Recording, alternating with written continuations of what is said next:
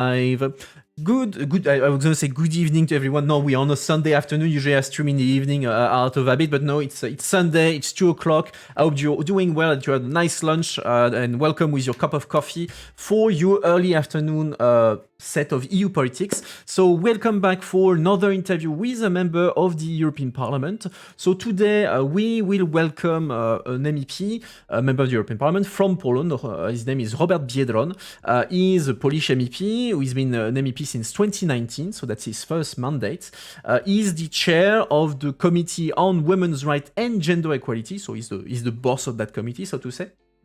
And he's also a substitute in the committees on Foreign Affairs, the Committee on Budgets, and the Committee on Employment and Social Affairs. So a lot of things, but we'll mostly focus on his job on the Women's Rights Committee, because that's the one that he chairs and the one that he spends the most time in. Before we start the conversation and interview with Mr. Biedron, as usual, I'll remind the house rules for anyone who would be new with us today. So our guest will stay with us for about 40 minutes after he has stuff to do, so he will have to go, but for the next 40 minutes is ours. But after that, don't worry, I'll stay online. We'll keep streaming for another half an hour to debrief a bit the interview with you, discuss any additional questions that you may have, these sort of things, and have a nice chat as per usual. I have prepared my questions for Mr. Biedron, and of course, you have a chat. You can use it to suggest questions. Of course, staying on topic, also related to what Mr. Biedron is doing, to the EU. We're not talking about national politics, even if we're going to briefly talk about the Polish elections and the consequences, the impact it has on the EU. But yeah, otherwise, I think we cover our bases, and I suggest that we dive right in. Hello, Mr. Biedron. Thank you very much for being with us today and taking the time on a Sunday afternoon to be on Twitch and on other platforms to talk to us today. So thank you very much. You heard me do a very brief introduction about yourself. Is there anything that I forgot that you would like to add before we dive into the interview itself? Bonjour, Quentin, and good afternoon, everyone. Thank you for having me. I'm so excited that nothing comes to my mind except that I can't wait to talk to you and your guests this afternoon. So once again, welcome. Thank you very much. So let's start by the beginning. Let's start by you. So it's your first mandate in the European Parliament. How and why did you decide to go into politics and then become a member of the European Parliament? What's your story? Well, the story is really long because before I became MEP, I had to go all the way through national politics, local politics. So it would be a very long story, but make it short. Well, I come from Poland, from southeastern part, so close to Ukraine and Slovakia. And in the very stereotypical way of looking at Poland, I was contrary to that. I'm gay myself, I'm atheist, I'm progressive, so nothing what you think, what you might think first about Poland and we would ring the bell. So I engaged because I wanted a change. I know I have only one chance to live in this earth, and I was always dreaming that I will use this chance to make my life and other people's life better. So that's why I'm in politics. I was a mayor of the city. I was member of the Polish parliament. I'm a co-leader of Polish Social Democrats, which tomorrow actually will form a new government in Poland. Maybe we will talk about that later on. Yes. It's a big day for Poland tomorrow. So I'm proud to be here where I am and in Brussels. It's my term, as you said, but trying to bring the change in politics for better life of Europeans. But you must have heard it from every MEP being your guest. Of course, I mean, usually MEPs are there to make to have an impact. I've not yet had an MEP say, "Oh no, I'm just here, to collect the checks and have my feet on the table." That's usually not the answer. Not usually what most MEPs are about. But okay, so now you're in Brussels. You're chair of the FAM committee, so the committee on women's rights and gender equality. What's exactly, maybe briefly to explain to the audience, what's the job of a chair? What is your job, and what are the main things that are being discussed in this FAM committee? Well, the FAM committee is a special committee, and you probably again hear it from every chair of the committee. But why FAM committee is special? Because we do with women's rights, gender equality, gender mainstreaming, gender budgeting. And if you deal with mainstreaming, that means you want to have it everywhere, in every part of this institution, of this house, to mainstream it to other committees that they will deal with women's rights and they will deal with gender budgeting, for example, or gender mainstreaming. You want to have it in every delegation, every structure of this house and outside this house in the EU institutions. So we are quite horizontal. Besides legislative powers we have, we are quite horizontal. So we try to cooperate with other committees and look for synergies wherever we can improve the life of girls and women in EU and outside EU. So, for example, it might not come to your mind, but for example, we cooperate with fish committee dealing with fish. Okay. And you How does that work? Exactly. Well, when I became the chair and I had a first meeting with the fish chair, I was also surprised. What the hell? Why should we talk about women's rights with the fish? And then at the end of the day, it appeared that 90% of people working in fishery are women, but you don't see them. Usually you have this stereotype of a fisherman who hunts for at the sea and fish and is doing fishing.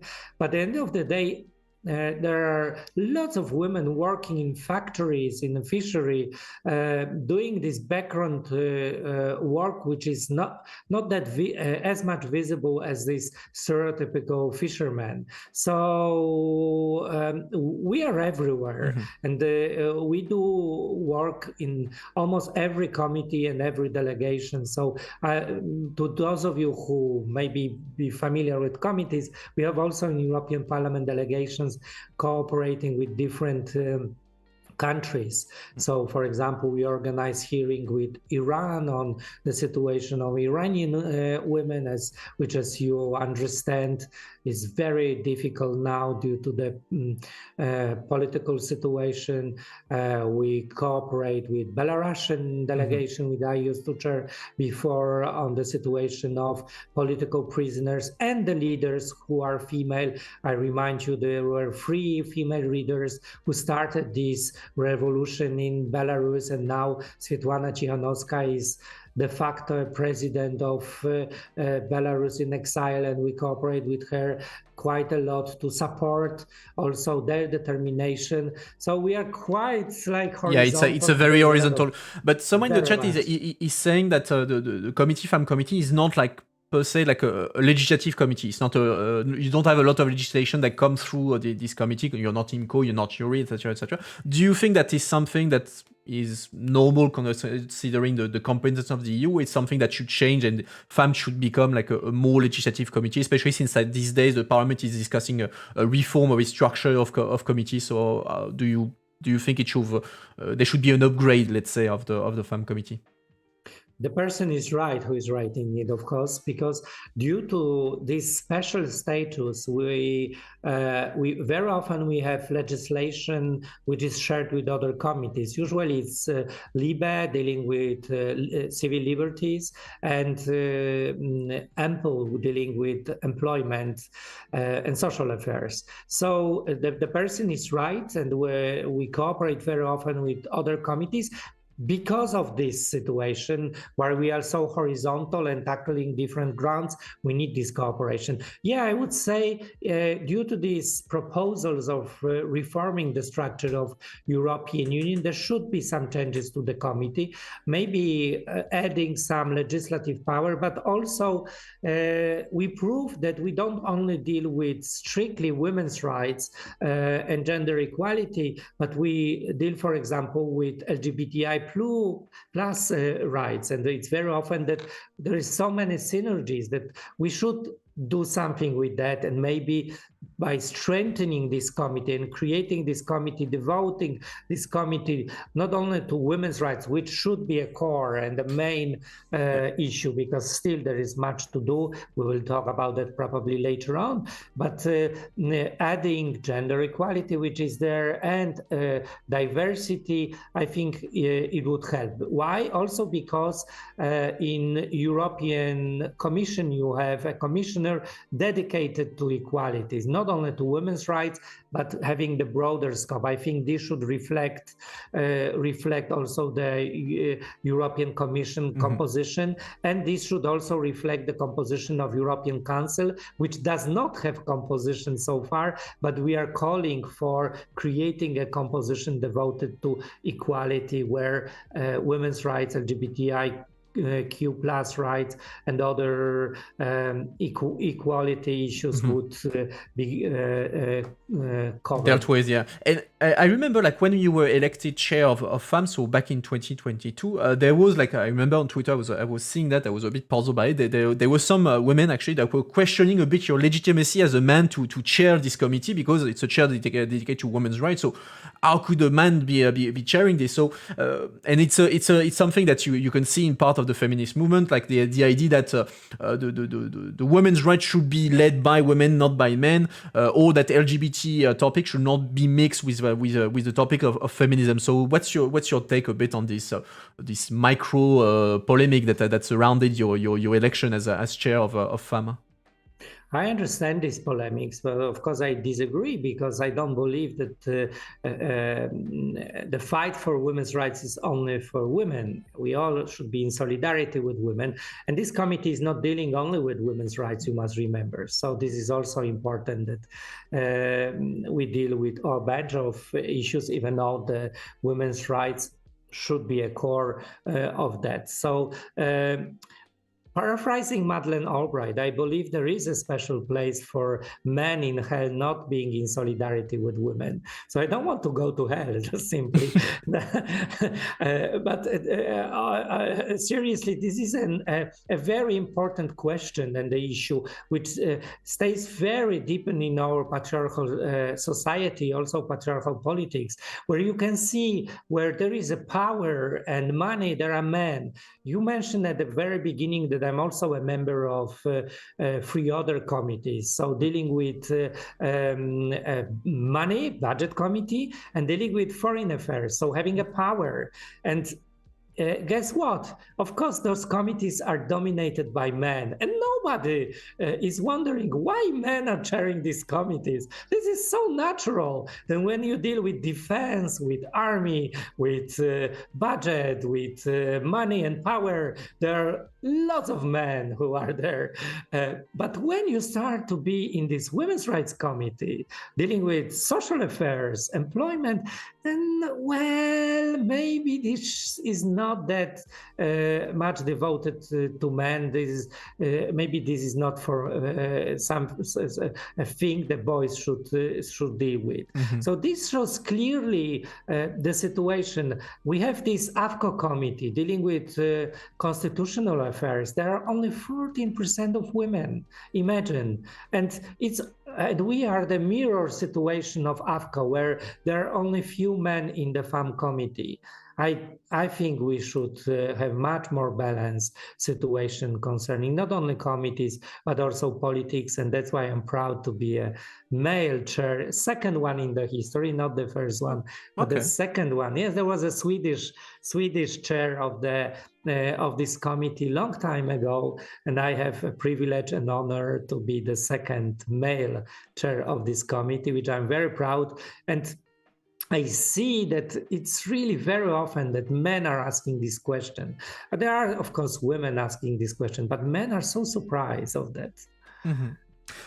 You mentioned that already, that even if FAM in itself is not like a pure legislative committee, you cooperate with other committees on some legislation. And these days there are trilogues, so negotiations between the Parliament, the Council, and the Commission on a directive related to violence against women.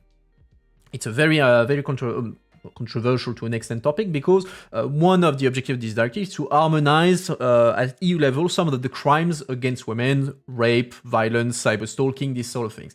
And in this trilogue, we know that some member states, including France and Poland, for instance, are against a EU definition of rape. They don't want a European definition of rape, claiming that it's not a competence of the EU to do so.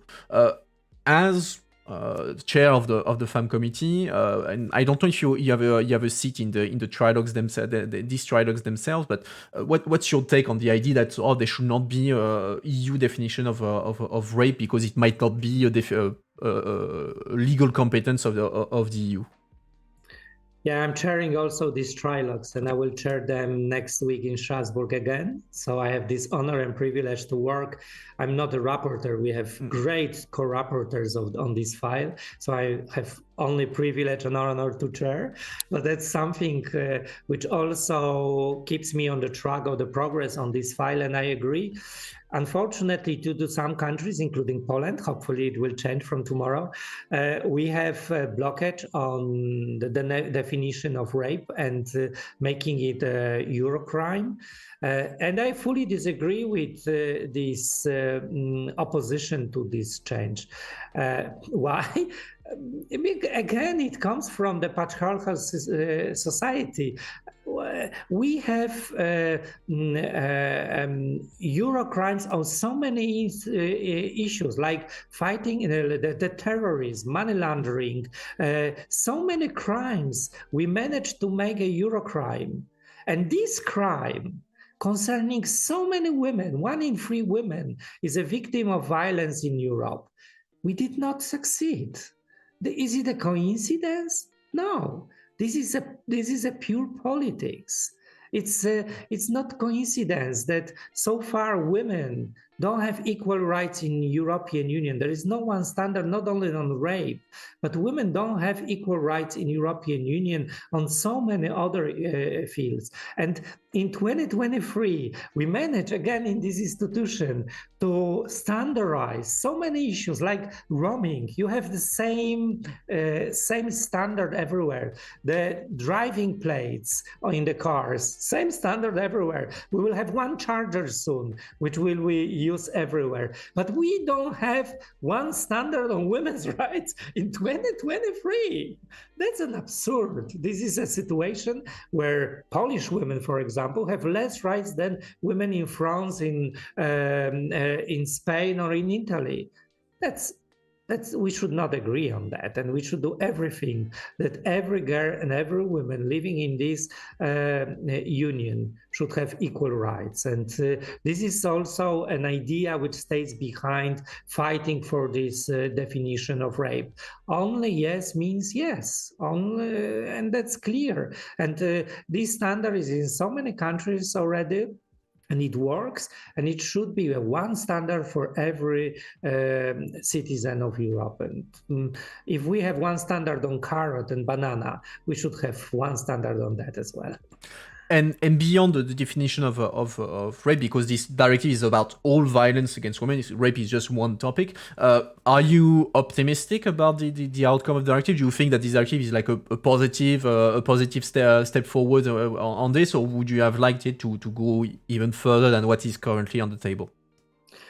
Yes, you know, and you're very experienced. You worked in European Parliament, so you know European Parliament is usually much more progressive with the proposals, and we demand always more, and at the end of the day, we succeed to negotiate, and this is a natural situation, and we are voice of the citizens, but at the end of the day, you are confronted with the voice of the governments, which is very often much more diverse and conservative than we are. I don't know what will be the end outcome of that, but I cannot imagine, and this is no from European Parliament, no go, that there will be no common definition of rape, and we will not adopt that. It is a no-go situation as far as I hear from the negotiators from our side, the co-rapporteurs and the shadow rapporteurs, that they will not agree for the directive, which does not. So it's a red line. It's absolute red line. It's a red line. It's a red line, and we will fight for that.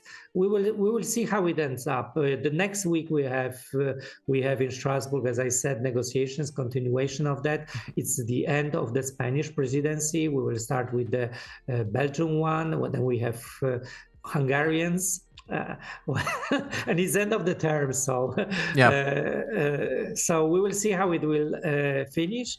I'm positive. I believe that with change in Poland and the new government, which will be next week, we will make some progress on that as well. Mm-hmm. I have another question in the chat, a bit related to these topics, is about prostitution in the EU. You know that countries have a various approach. You have countries that are legalizing or at least decriminalizing the prostitution or making it completely legal. So, do you think there should be a common EU policy on the issue of prostitution, because you have the issue of network sexual exploitation, which is actually a Euro crime, sexual exploitation in the treaty. So, what's your stance on the status of prostitution in the EU?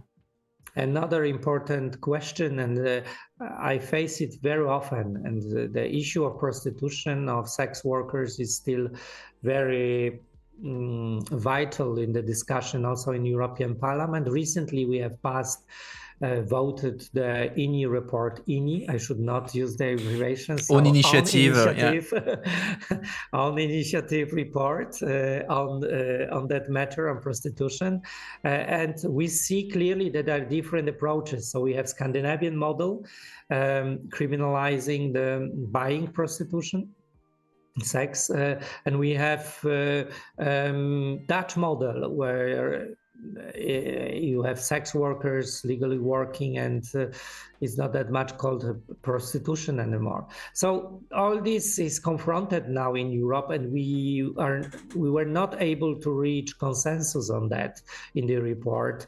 What we see clearly, and evidence shows, that there is a lot of human trafficking involved in this matter, that there is a lot of violence involved in this matter, even though we also heard the voices of people working in sex industry, sex workers, and I respect that. We also heard during our hearings and works, and we had a lot of reports showing that there is a lot of crime involved in prostitution.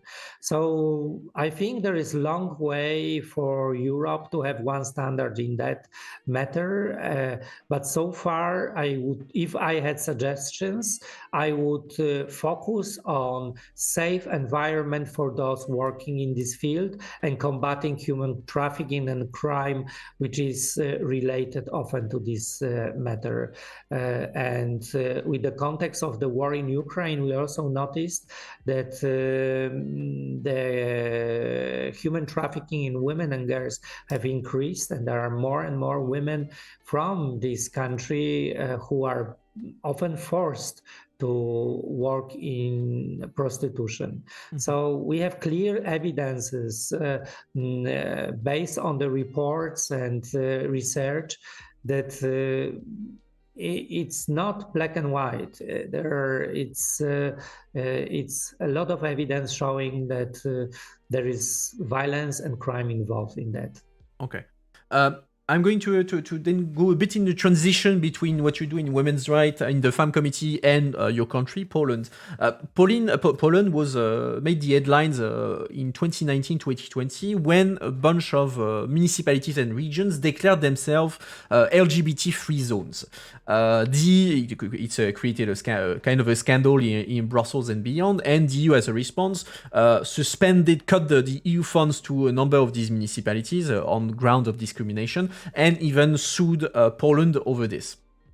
So that was in 2021, and at the beginning of 2023, the Commission actually dropped the case. They stopped the lawsuit against Poland on this question of the LGBT-free zone, despite the fact that there are still a number of these regions that have not withdrawn their declaration as a LGBT-free zone. I think there's still like half or 2/3 of them that are still calling themselves LGBT-free zone. So.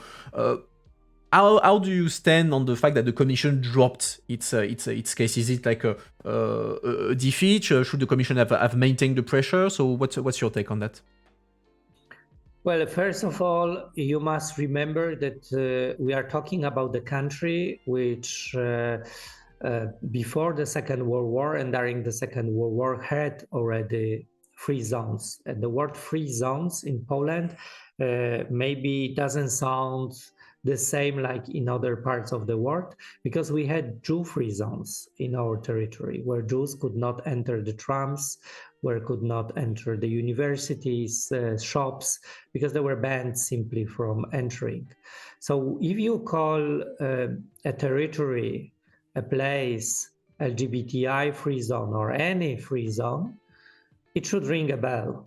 It has its context, historical, dramatic context of human persecution, of the mass deaths in concentration camps, only because someone belonged to a certain group.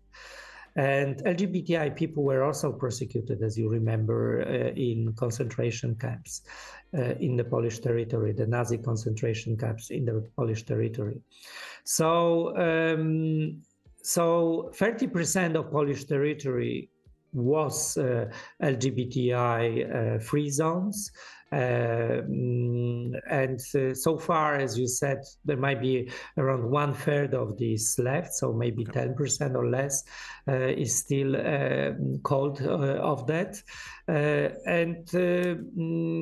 It doesn't only have this context of the funds, but it has this context of the tragedy which happened in the Polish territory.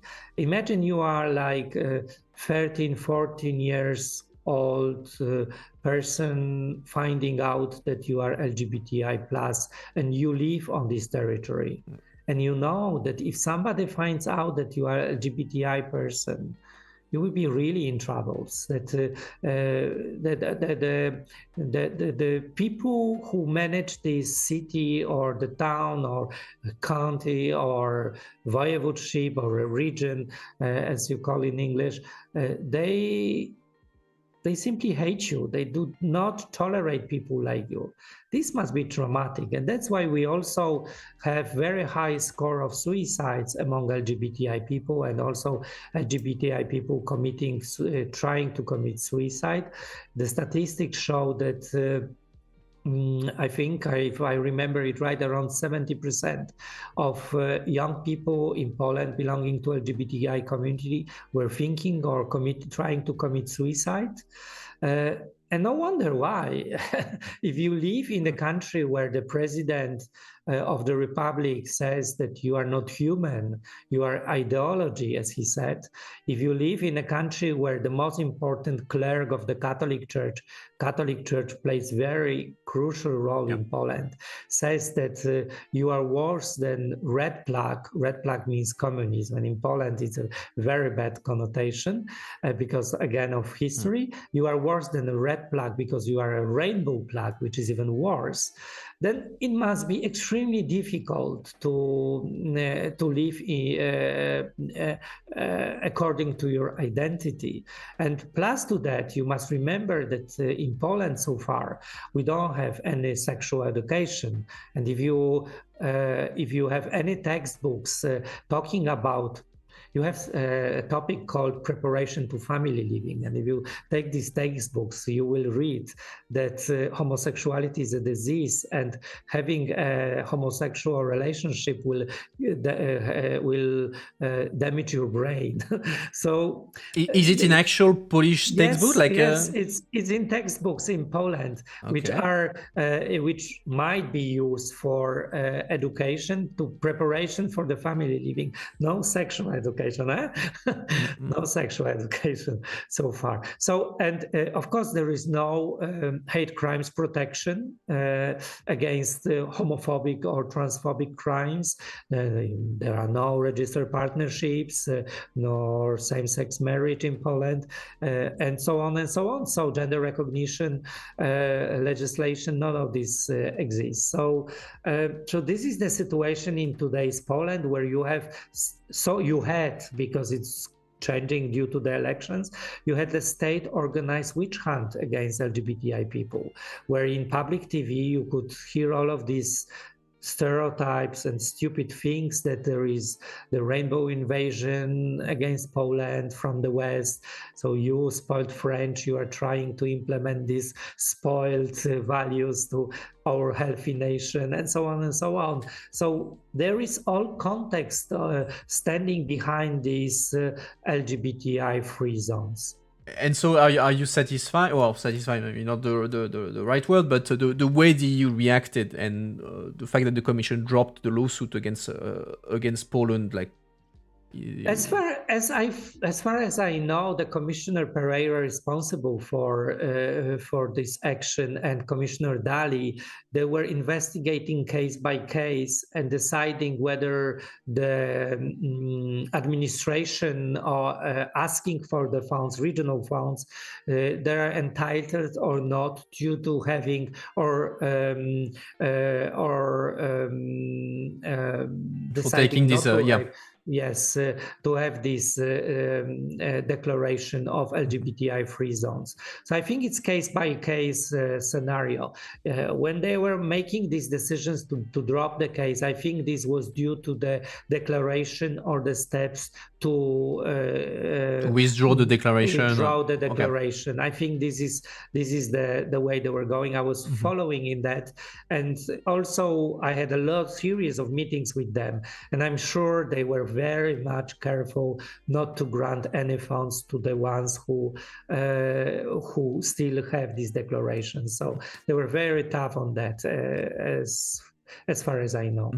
Staying in Poland, so you mentioned it, in mid-October there were elections, and after 8 years of rule by the PiS government, next week, very likely, we will have a new government in Poland, led by a pro-European coalition, with as prime minister most likely Donald Tusk, and which includes your party, Lewica, in the government. So, how much of a game changer do you think this new government will be? I'm not talking necessarily for internal Polish politics, but in the relationship between Poland and the EU.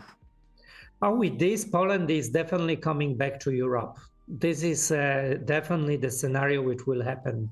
So you must remember, again, for those not knowing the context of Poland, that Polish government, which ruled this country for the last 8 years, was a right-wing government, having, well, how should I say diplomatically, troubles with cooperation with EU and other institutions. And this was the first government in the Polish history which did not deliver, for example, EU funds to Poland, which did not succeed with the EU funds.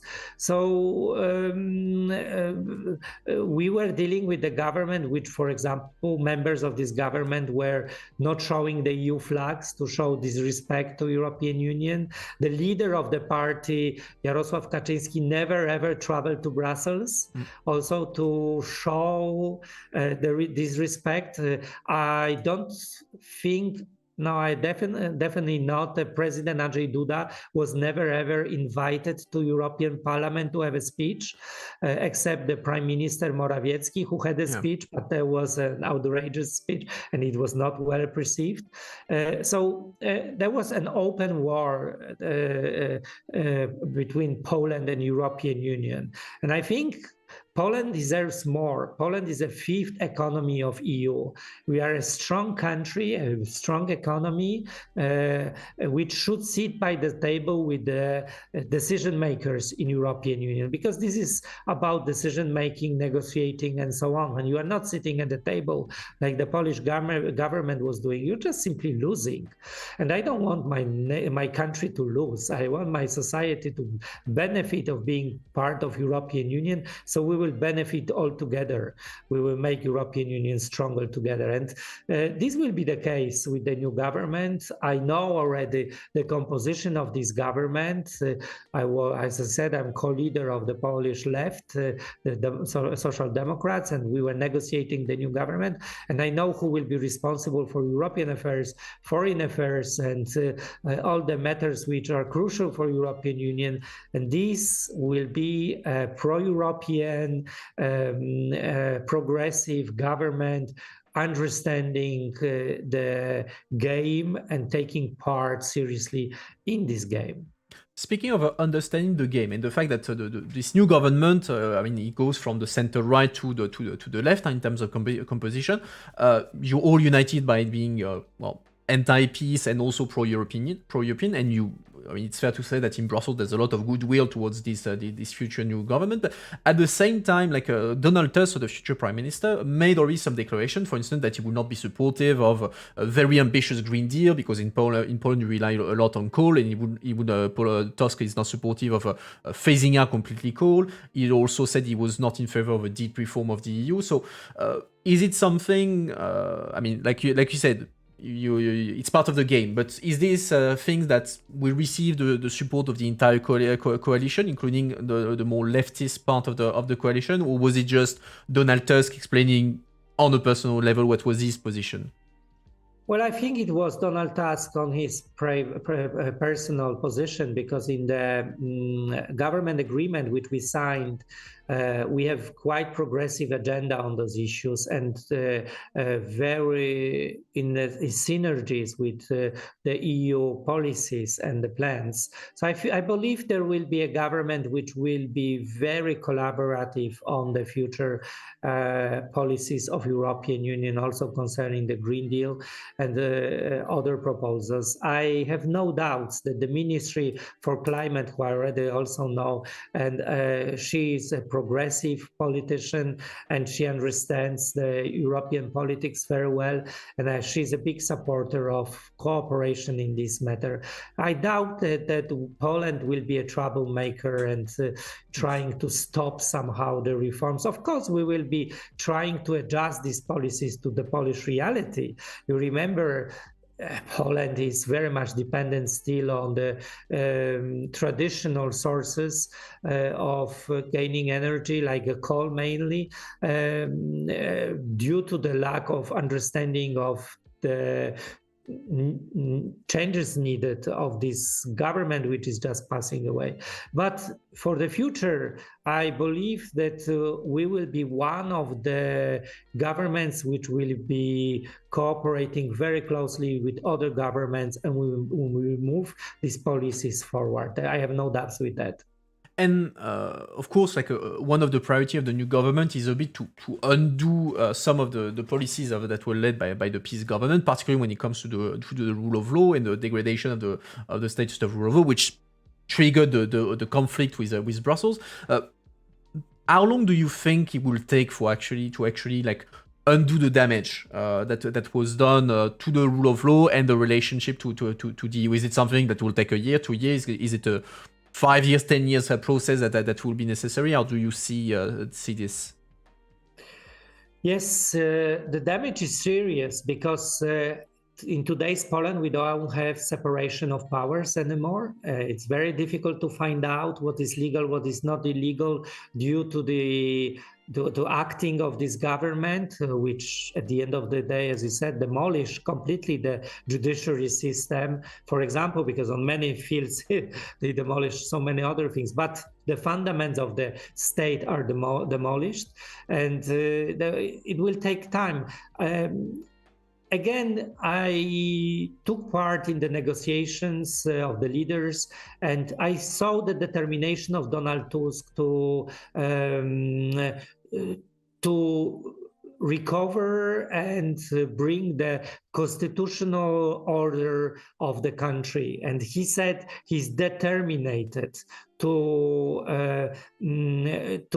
clean this mess. And I know, again, who will be working on this, who will be the Ministry of Justice, who will work in the team of Minister of Justice.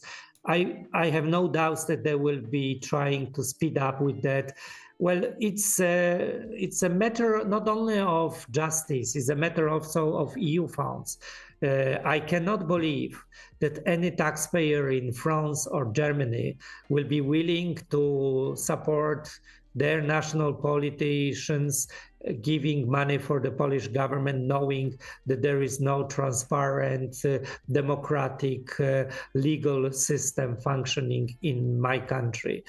I would do the same with any other country. I would not give a penny to the country which is not respecting the rules we all agreed with. So it's our duty as Polish politicians to clean this mess, and we will do it as soon as possible. I'm looking at the time. We're almost out, so running out of it. So I'm going to ask my final question. Then I promise I'm freeing you for your afternoon. So first question. So nothing to do with your work in committee or Poland. As it happened yesterday, was the 1-year anniversary of the Qatargate scandal. So the corruption scandal that touched a number of MEPs. So yesterday was the 1-year anniversary, and for the past year, the Parliament, in reaction to it, so the investigation is still ongoing. We don't know when the trial will take place, but the Parliament has already been taking some reform to strengthen part of its ethic and transparency rules. How do you assess the reaction of the Parliament? Do you think that the Parliament did enough, let's say, to regain, to at least give the tool to regain trust, or should it go further in terms of reform of its transparency and ethic rules post-Qatargate? First of all, it's a shame that it happened, and I feel really ashamed as a member of this House of representing the second democracy in the world by population of having this scandal. And this scandal also touched my group, the one I represent, that I'm proud member of, Social Democrats. So it's a big shame for myself, but I can compare it only how these kind of cases were dealt in my own country, in Poland, where the ruling coalition of the right wing had even bigger corruption scandals, and we never ever seen any willingness to clarify why it happened and how we can put those responsible to justice.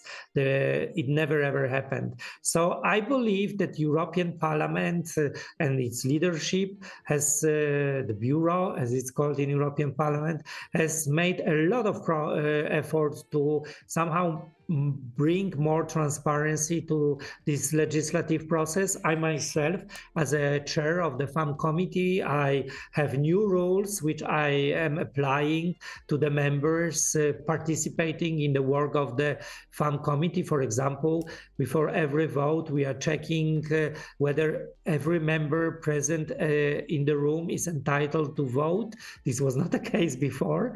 I don't know why, but so this is a new rule I'm implementing now. So I'm implementing a lot of other rules. So every rule which will help make this House of Democracy more transparent, more legal, more able to be protected against this kind of situation is fine. And so far the proposals I agree and I support, and I talk very often with Roberta Metsola, our president, and I know also that she's very determined to clean this mess again, and I hope it will never happen, because as I said, it's a big shame for all of us that this thing happened in this house. And final question, a bit more positive, after talking about Qatargate, traditional last questions. You know, there are debates since we speak about the reform of the EU, about whether the EU should become a federation, etc., etc. So are you in favor, against, or neutral on the debate of federal European Union? Come on, of course, federalist. Okay. Of course, I see it on everyday basis. Look, we had COVID-19 pandemic, and European Union had no competences to work on the health issues. And at the end of the day, all the governments, including Polish Eurosceptical government, has referred to European Union to asking for help and looking for synergies of cooperation. The war in Ukraine, European Union doesn't have much to do with common security and defense policies. And now we have so much of that. So in practice, we see that federalization works. It doesn't work perfectly so far. Still, we did not federalize human rights, civil rights. So, as we were talking before, LGBTI people don't have equal rights in European Union. Women don't have equal rights. So, if you call me, ask me whether I'm federalationist, being a feminist and gay, come on, what would be the other answer? Of course I am. I have a few MEPs who are a bit more on the fence on the issue and so on. But before I let you go, if you have one message to the audience, like one thing they have to remember from this interview, what will be your message to them? The message would be, I understand you are interested in politics. So if you want to have influence on the change, engage in politics. I know it's sometimes dirty, it's sometimes unfair, but I was for a long time civil society activist, human rights activist, and I was always knocking the door to politicians, dreaming that they will open the door. Now I'm the one who decides to open the door, and I try to keep my doors open widely for everyone. So if you dream about change, engage in politics. That's a message I can get behind. So thank you very much, Robert Biedron, for taking your time. Chat, make sure to thank him. You can follow him on X. You have the ad just below the video feed, so you can follow his next the news, etc. Especially since in Poland there's a lot of things happening next week, so it's going to be interesting to see the outcome. Mr. Biedron, thanks again. I hope you enjoyed the experience tonight. I think it was your first time on Twitch, I think. It's my first time and I'm very excited. And thank you very much, Quentin, and all of you for having my afternoon so great. So I don't need coffee, so I have so much adrenaline thanks to you. Have a good afternoon. Thank you. Bye-bye. All right, chat. Let's do the debriefing. Up, I'm going to go. Tack up, ending the meeting. In the meantime, let me know what you thought of the interview and all that. I'm taking my notes, and then we can debrief all that. Upload. There we go. I'm all yours. So I have taken my notes as usual. So if you have questions or things that you want me to come back to, don't hesitate, and we'll discuss that. So let's debrief this thing. So he's Robert Biedron, Polish MEP, socialist. I think I did mention he was socialist. You didn't. You missed most of it. I'll catch you up. Well, you have the replay worst case scenario to catch everything up if need be. It was a tiny bit of a shorter interview that we do usually, but he had to go early, so we managed to find 40 minutes. That's still fine. We still covered a lot of ground. So Robert Biedron is the chair of the FAM committee, as we call it in the parliament. So the committee in the European Parliament that is dedicated to women's rights and gender equality. So it's a bit of a peculiar committee in the parliament because, as it was mentioned in the chat, it's not a legislative committee. Right? It's not like you don't have a lot of law that go through the FAM committee, but these MEP are associated to other committees that do the law. So when you have they work a lot, for instance, with the Committee on Civil Liberties, which deal a lot with legislation. And when there is a legislation that affects women, right, then FAM Committee, let's say, is hooking the Libe, and it becomes part of the legislative work through this. Like, for instance, we discussed it a bit today. There is a legislation currently being negotiated in trilogue, so in a negotiation between the Parliament, the European Commission, and the Council, so the member states, on the violence made against women. So basically, the idea is creating harmonizing a list of crimes all around the EU, so that all EU member states have the same definition of what is, for instance, rape, what is serious stalking, have minimum penalties for it. So it's a way to set a minimum standard in the field of violence against women, and it's a file that goes in Libe, so in the Civil Liberty Committee, but FAM is obviously also a part of this indirectly by hooking itself to the process in Libe. So FAM is a non-legislative committee. It's also a particular committee because it's I didn't discuss it in the interview by lack of time. I mean, we could have talked about many things because it's a very divisive committee. Not in terms of the principle of the committee. No one is against the existence of this committee, but the composition of the committee is extremely. It's a very divided house, let's say, because you have. Since you're dealing with topics that are a bit explosive when it comes to gender equality, LGBT rights, this sort of thing, you can have very polarized debates in the FAM committee. Typically, you will find on the like if I oversimplify to the extreme, sorry, if I oversimplify to the extreme, you will find LGBT activists on the one hand and anti-abortion people on the other end of the spectrum in FAM. So that gives extremely violent and conflictual debates on these topics. And I remember back when I was in Parliament, like whenever we were seeing in plenary, so at the moment where files go for all MEPs to vote, we were seeing like files coming from the FAM committee. We're like, oh shit, what else is going to drop on us? Because we knew we were gonna get thousands of emails, either of LGBT activists, anti-abortion people, all kinds of religious organizations. So it would always be a shit show whenever a file from FAM was coming up, because they are extremely divisive topic with a lot of very opposite spectrum of ideas, and that makes debates in this committee extremely tense. Like I remember, like I had a colleague, French colleague, who was working in this committee. He was telling me, "Oh yeah, it's very difficult for a French to be there because you have on the one hand people who are extremely anti-abortion." Like extremely, so as a French, of course you can't agree with them, and on the opposite, you have extremely hardcore feminist and LGBT activists that, well, a conservative French would not necessarily agree. And so yeah, as someone a bit moderate in this debate, well, you end up being hit by both sides. So it's a nightmare to work in there.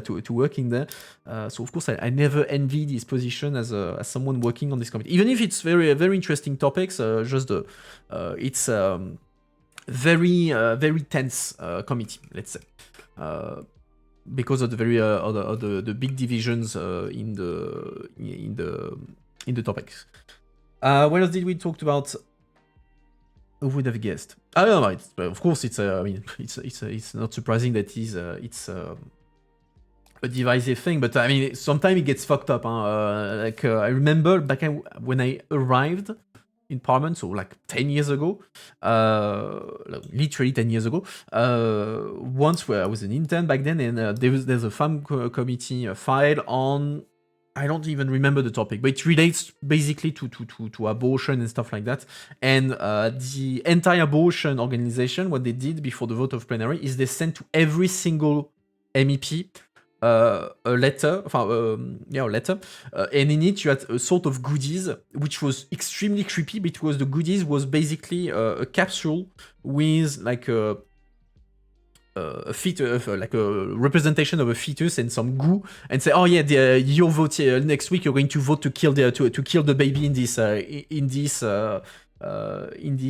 vial. So you see the level of tension when it comes to debates like this, when you go like this, when you send letters to MP, say, hey, look, you're gonna kill this baby if you vote for this thing. So yeah, kind of hardcore people. Sometimes you can get there. I mean, sometimes I think I still have like some of the flyers they sent, because some of them were like absolutely batshit insane. But all that to say, that's it's not a committee that you go to if you want to have a chill time and have a merry cooperation with everyone. What else did we talk about? Something that he mentioned as well is, yeah, but you already see between the committees in the Parliament, like a bit of a repartition of wonder how many of these are the same people who glue themselves to the road. Probably not the same people. Because I don't think there's a lot of anti-abortion people who glue themselves to the roads. not sure. I don't think there's a lot of overlap between these two kind of activists.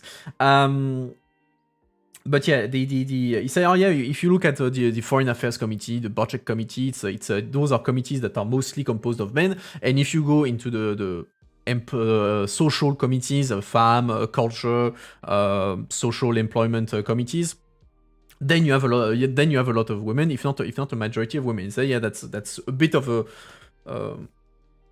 it's a bit revealing of what committee is considered to be like a serious work or things that should be dealt with by men, and those that should be left to women.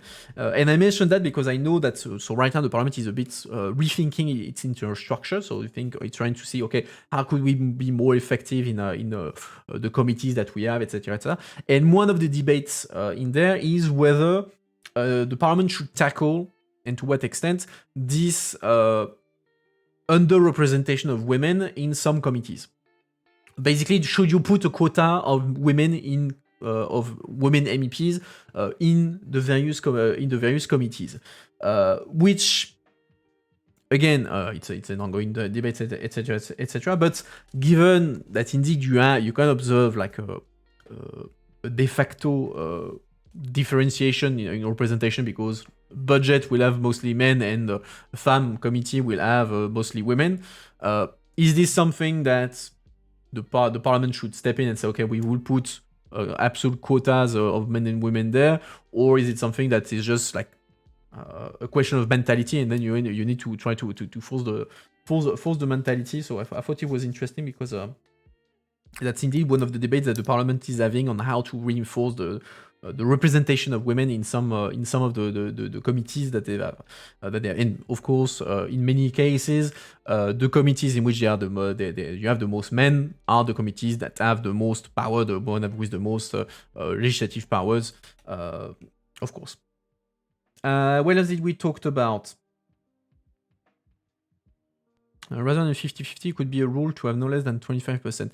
To be honest, I don't know. I mean, I don't have a position on this, to be perfectly honest. And I don't know if they sorted out. Like I'm not sure they even decided to have to set a quota or whatever. It's just one other thing that is on the table that they thought they could work they could work on. So we'll see where it goes, if it leads to something ahead of the next mandate. Next, we talked quite a bit about so this directive that I was mentioning before on violence against women, and particularly the issue of a European definition of rape. So the Parliament and the Commission, it was a Commission proposal and the Parliament is supporting it, proposed to have a EU definition of what is a rape. That is based on consent, basically. So yeah, rape is, if I simplify, rape is you have rape when you have sexual violence that have no sexual acts that are done against the consent, without the consent of the person concerned. And you have a majority of the member states, including France and Poland, who are against the idea of having a definition, a European definition of rape, because the idea, it's not just a matter of having a definition. It's basically you're saying, okay, the definition is every country needs to be that, and there needs to be then this level of penalty as a minimum. So you're making rape part of what is called a Euro crime. So crimes that are recognized, that are dealt with at European levels. By default, penal law, so the criminal law is a matter for national countries. So it's France, Poland, Germany. Everyone will have their own criminal law. But on certain kinds of crimes that have a European impact, an European dimension, the EU can have a competence to set up definitions, minimum requirements in terms of penalty. They can do so as well when there is an area of law that is harmonized by the EU. And so the EU will say, okay, since we have harmonized the law on this topic, well then the EU should also define a bit what is the minimal setup in terms of crime, like for instance on environment policy. There's a lot of work that has been done by the EU on environmental law, and as a consequence, the EU is also doing a bit of criminal law in terms of environment, because they have done the EU environmental law, so they say, yeah, well, it makes sense to make also the criminal law that is linked to that. And the debate of some member states, is okay. We're not necessarily, for instance, France. France is saying, yeah, we're not against the idea of rape being recognized, of definition per se of rape. And we're not saying that rape is not an issue. It's just that we consider that the EU does not have a competence over this, because one of the reasons for one of the grounds you can use to recognize rape as a Euro crime is that in the treaties it says that the EU can intervene against sexual exploitation of women. And according to the member states, yeah, the rape is not sexual exploitation of women, so it would be, it would legally not be sound. And France, for instance, is also saying, well, if we take the risk of having rape recognized at EU level, with a common definition, the risk that we're taking, is that a country like Hungary, that is not exactly the most the most progressive government around, could use this as an excuse to make the entire legislation fall. So they would basically, let's say that there is a EU definition of rape, then Hungary would sue the EU at the CJU, so at the Court of Justice of the European Union, and the CJU would say, the judge would say, well, actually, yes, the EU was not entitled to have could not have a definition of rape because it was not a sexual exploitation, and so they strike down the entire directive. And so that's a bit the fear of the French, among others, saying, oh, we might create a weakness for the entire law if we go into that. The Commission disagrees, because they say, oh yeah, we've been using similar things, for instance, to fight sexual exploitation of children, pedopornography, this sort of stuff. So there's a big ongoing debate on that, and it's quite heated, because the Parliament, and he didn't mention that, the Parliament said, made it a red line. They said, okay, if it comes to it, we will not accept any kind of legislation on any directive on sexual violence, on violence against women, that will not include a EU definition of rape. So they're drawing a line in the sense that either you give us this definition of rape, or there's not going to be anything. Clearly, laws protecting women are more progressive than the current EU ones. Remember that family-focused policy very much puts women on pedestal. Yeah, but, I mean, it's a difference between, because it's a difference of putting women on a pedestal as part of family. It's another than to define what is or not rape. And one of the, I mean, I'm not going to do like a low class right now, but a lot of it comes down on, do you base the definition of rape on consent or on violence? So if you, one argument is say, okay, if you base rape on consent, so the absence of consent, then some are saying, yeah, it's actually less protective of women, because consent is harder to prove than violence. Violence is something that is, well, you go to a doctor, you can have it objectively recognized, while consent, it's going to be the word of someone against the word of someone else. And they say, yeah, it can be potentially not as protective as that. On the other side, some are saying, yeah, but well, about the issue of rape between people who are in a relationship, like a man who rapes his wife. That's still rape. But you have in some countries basically a presumption that, oh well, if they're married, they can't be raped. Automatically there is consent, because it's a husband and his wife, so they can't be raped because consent is presumed in this relation. So you have a lot of parameters that play in this. They even define domestic violence more broadly than ever before. Yeah, I mean, again, here we're talking about rape. The EU definitions are a lot of other issues. They talk about stalking, they talk about harassment, violence, sexual exploitation. So there's a lot of different things in this directive. It's just that the tensions crystallize themselves over the EU definition of rape and its potential consequences for the various member states. What else did we talk about? We talked about prostitution, whether the EU should have let's say, a EU common policy when it comes to prostitution, because you have, and he mentioned, yeah, there's a very different approach on prostitution between the countries. So, for instance, he mentioned the Dutch where in the Netherlands prostitution is legal. It's legalized, it's decriminalized. There's no issue about it. And other countries, I think he mentioned Sweden, if I'm not mistaken, which on the contrary fully bans and criminalize prostitution. So you have a lot of different practices in the member state on that. And what he was saying is that at the moment, it's not. It would not be possible to have a common EU definition because the countries are too far away from each other on this. The Parliament apparently adopted a report recently specifically on prostitution, and it was again something that was very divisive because you have the sex workers association organizations that say, oh yeah, but no, it's not all exploitation. You have some people that do that willingly and they pay the taxes. If you can't forbid it because then it's a limitation of their freedom.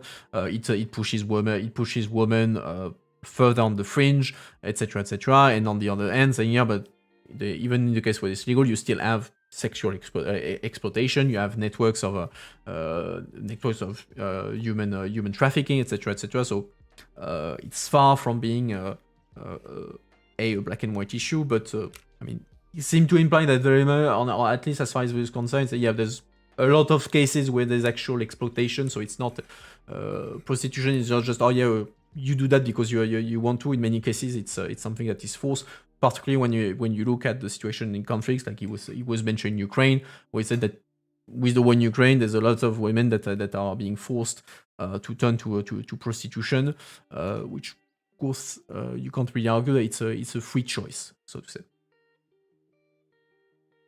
What else did we talk about? The LGBT free zones, the infamous LGBT free zones in Poland. So part of the some Polish municipalities and regions had declared themselves in 2019 and 2020 as LGBT free zones. So they were considering LGBT as ideology, and so they had declared symbolically themselves as municipalities that are free of this ideology, which was interesting there because that I don't know, but Robert Biedron reminded that in the context of Poland, there is a precedent of calling a certain zone something free. It was before the World War II, you had Jewish free zone.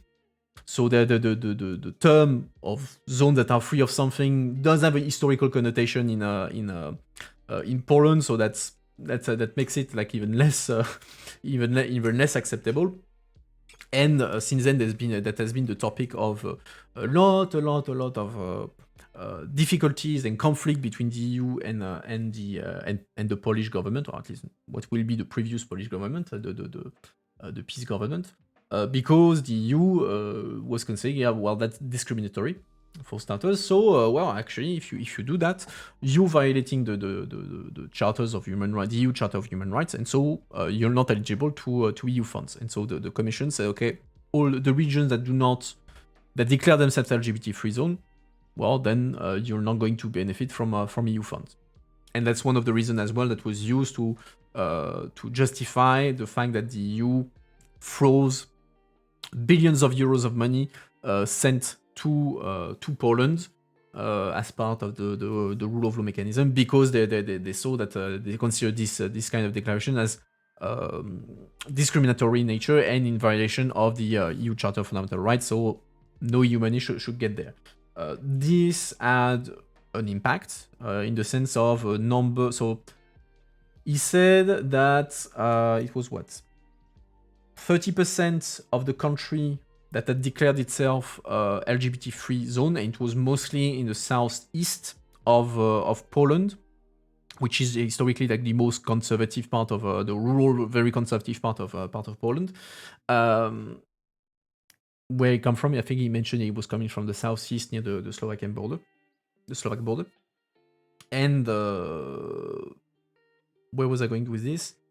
Yeah, so there was 30% of the country that had declared itself LGBT-free zone, and now he said it's only 10%, so it decreased, notably because of the pressure of the Commission, because a lot of municipalities and regions said, oh, actually I like EU money.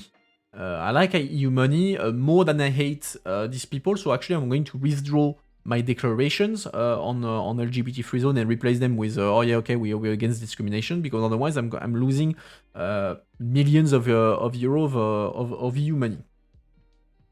There's still some left. There's still 10% of the country that declares itself LGBT free zone, so far from being done. But at least the pressure of the EU using money has been to a good extent effective, on top of the public shaming, because there's been a lot of outrage following this policy of LGBT free zones ever since 2019. What else did we talk about?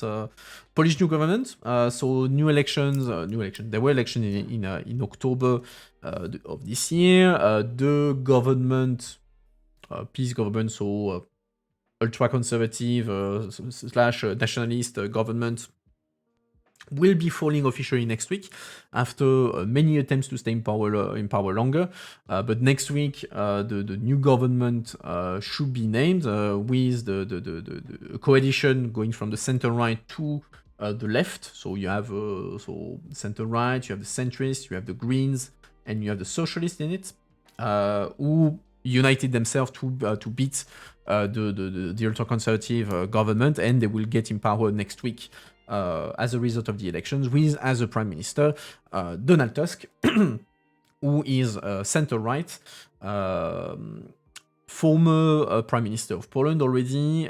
He was also president of the European Council in Brussels, so he's very knowledgeable of the EU, and there's very much a lot of goodwill in Brussels, and a lot of happiness, let's say, to see the back of the government of peace. And a lot of attention of the new government will be to improve relations with the EU and undo a number of the part of the damage that was done by the previous government on the topic of rule of law, particularly the issue of independence of justice, and therefore to get access again to EU money, because what you should know is that Poland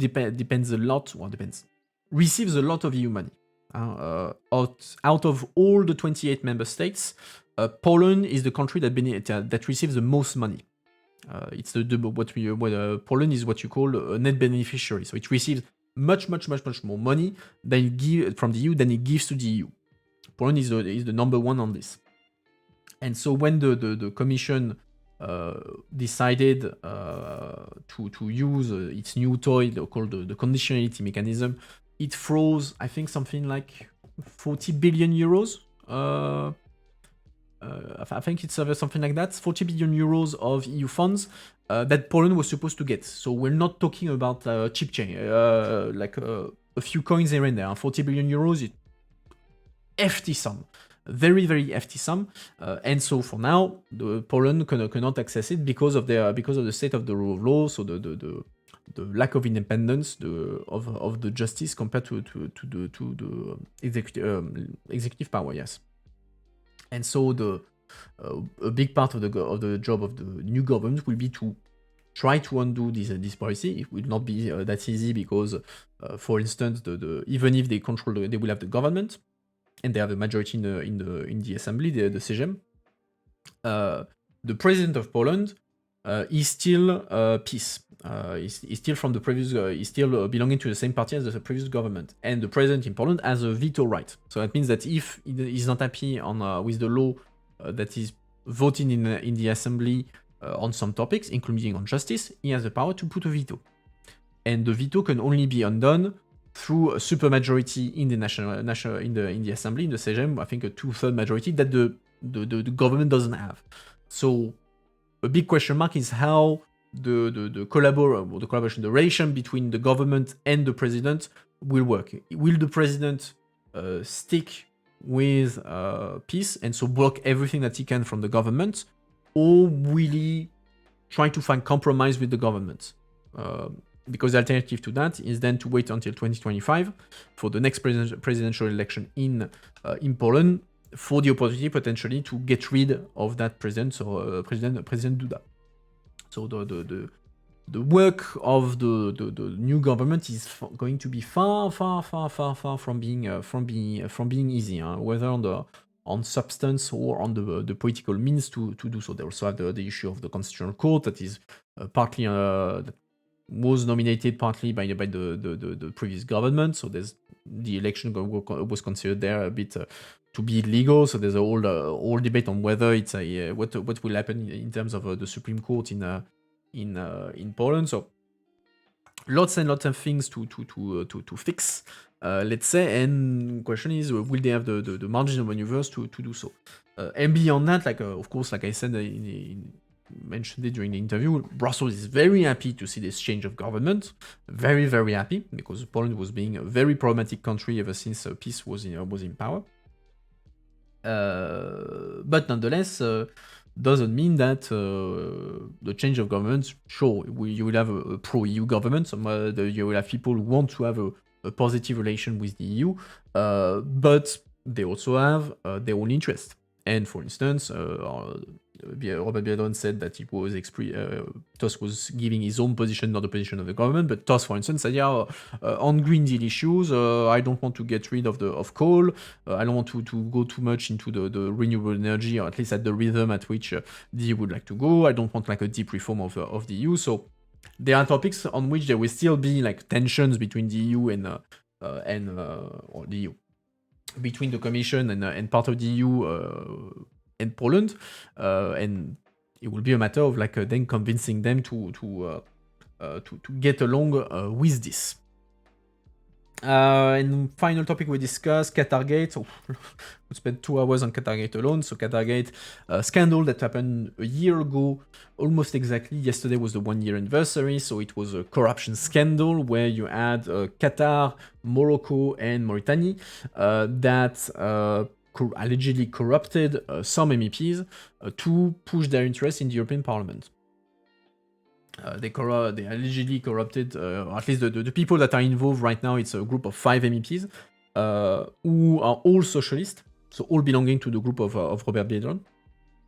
They were rather influential in their field. You had one that was vice president of the European Parliament, you had one that was former president of the committee of the European Parliament committee dedicated to human rights. The other one was the current president, now previous because she was kicked out, but president of that same committee. So you had people that were relatively influenced and high placed, and apparently these people might have been corrupted. Or, of course, they deny. Some of them say, some of them admitted. Others are denying any involvement in this. So it's an ongoing investigation. We'll see what happens on this front, maybe next year, if and when the trial occurs. And of course, it's been a huge scandal. It's been a huge scandal when it was discovered. Created a lot of debates within the parliament. The parliament thought itself immune to this kind of basic corruption, because it's not lobbying going wrong or bending the rules. It's we are pure criminal. We are in a pure criminal behavior. It's not. It's nothing that rules could have been able to prevent. These people knew they were breaking the rules and they were doing it. They would have broke whatever rules they could have done for money. So we are in a very criminal behavior. And the parliament nonetheless say, okay, what can we do to a bit redeem ourselves, because the parliament is very much aware that that doesn't give a good image of the parliament to citizens, especially since next year it's going to be the European election. So the parliament has been this year debating a lot on how to improve its ethic and transparency rules. Not that they would have prevented Qatargate. None of the rules that were on the table would have prevented it, because it's criminal behavior. You could have put all the rules in place that you would like. Someone who wants to be corrupted will still be corrupted. That doesn't change anything. But there's been an effort to try to improve these rules, and this created even if in the principle everyone was agreeing and saying, okay, let's do what we need to do to improve the situation and redeem ourselves in the eyes of citizens. That was not an easy debate nonetheless, because on one end you had some who said that the current modification of the rule, the current reform, didn't go very far actually. There was some improvement in terms of fighting conflict of interest or declaring conflict of interest, some rules or procedure that were changed within the committees, some rules on transparency. So you had some things, but it was not a big, huge game changer. And so it frustrated some MEPs who say, yeah, we should go, and some NGOs specialized on this topic say, we should go much further than this. And other MEPs who were already not very comfortable with this reform of the rules post-Qatargate, because the argument is, these rules will not prevent a Qatargate. Like, someone who wants to be corrupted will be corrupted. It's not what caused Qatargate is not a failure of the parliament rules on transparency and ethics. It's individual criminal behavior. So that's that will not have an impact on future Qatargate. And second, which is my main point, it conflicts with something that is called the freedom of mandate. Freedom of the mandate. What is the freedom of the mandate? Freedom of the mandate, it's a privilege of MEPs, all MEPs, it's in their privileges. It says basically that you're not allowed to limit the ability of an MEP to fulfill its mandate the way it sees fit. Basically, it's a way to protect an MEP, so to let MEPs decide what they need to do to fulfill their mandate. So I'll give you a concrete example. So you could not say to an MEP, you are not allowed to meet this kind of person at all, because an MEP needs to be able to meet whoever they want if they see it useful to fulfill their mandates. It's a way to protect the ability of MEPs to do their job. It's like a cornerstone of the privileges of MEPs. It's their right to do whatever they want. It's a right to do whatever they want as part of their mandate. You cannot limit the ability of an MEP to do something if he considers that it's necessary for their mandate. So it's a way to protect the powers of the parliament, so to say, and give the right of the parliament to do what it needs to do. And so some MEPs see these increases in the rule, in the ethics rules and transparency rules, as a way to limit the freedom of the mandate. Because, for instance, there's one debate that was about transparency of meetings with a lobbyist or whatever. And so there was, for instance, you had MEPs that were working in the field of foreign affairs and human rights, who were saying, yeah, if you force us to put on paper and publicly the name of every single person that we meet, then you're going to endanger people. Because we're working on issues related to human rights. If we start putting on the internet that we met this activist of human rights from, I don't know, Iran, from North Korea, from very democratic countries, you putting these people in danger. And so that's not acceptable. You actually, we should not have transparency, because then you're putting into danger some people. Others saying that it's a bit a way. The matter is not transparency at all. It's a more a weaponization, let's say, of lobbying, because they say, oh yeah, if I'm a EPP MEP, I work on environmental file. If I don't agree with NGOs and that I meet the industry, the NGOs will just accuse me of being borderline corrupted by the industry, because I will have met the industry. So they're just using that as a way to put political pressure on me, and that's an attempt to limit my ability to do my mandate, to bit of shaming me and prevent me from meeting the people that I want to meet to make my own opinions. So that's the question of the freedom of the mandate is a classic with good arguments on both sides. I agree with the issue of weaponization of transparency by a number of organizations. That's clearly something that's going to happen. Already happens to an extent. That being said, transparency is still important. But yeah, this is a bit a summary of what we discussed. Any other topic that you want to discuss or we need clarification about before we conclude? Otherwise,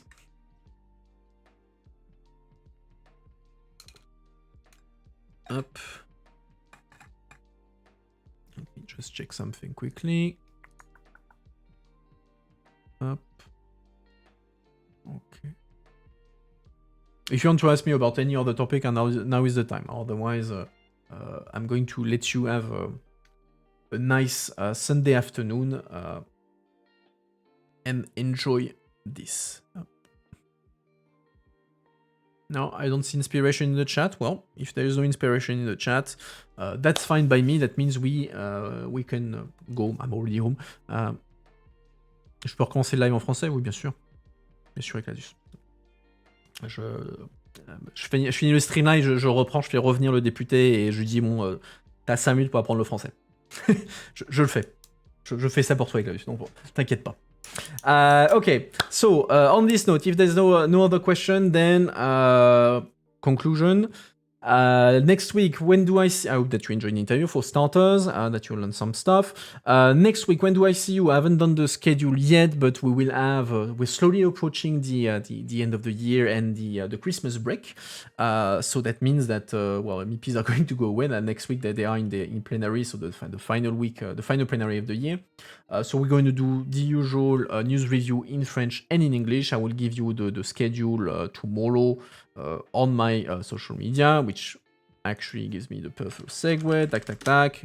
You click, you can follow on Discord, Twitter, all the things. That's where you find the schedule for streaming. You find the memes, you find all the good stuff. So click and follow. If you don't follow already the channel, do follow the channel. If you have a Prime that is lying around, toss a coin to your streamer. That's always very much appreciated. And yeah, otherwise, all that is left for me to do is to wish you all a good end of weekend, a good Sunday, and I will see you next week for the news review. And I think I will continue. I will do one more stream the week after. Probably a final stream. I haven't decided yet what I will do. If you have ideas, go in Discord and let me know what you would like me to see to do. But yeah, in any case, have a good Sunday, and I will see you all next week. Bye bye everyone. Have a good one.